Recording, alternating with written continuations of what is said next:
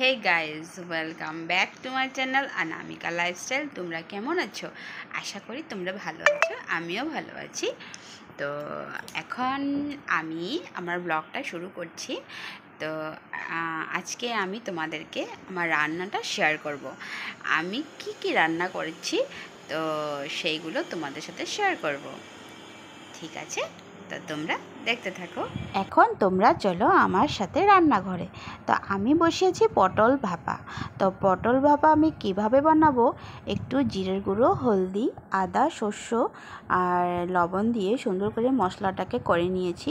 তারপরে তেলে একটু কালো জিরে, শুকনো লঙ্কা দিয়ে পটলগুলোকে ভেজে নিয়েছিলাম।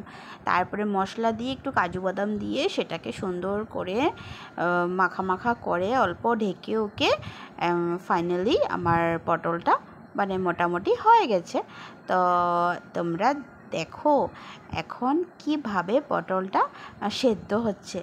তো একটু মশলাটাও তো সেদ্ধ হতে হবে। তো ঠিক আছে, তা আমি ভেবেছিলাম আজকে একটু নিরামিষ তরকারিও বানাবো।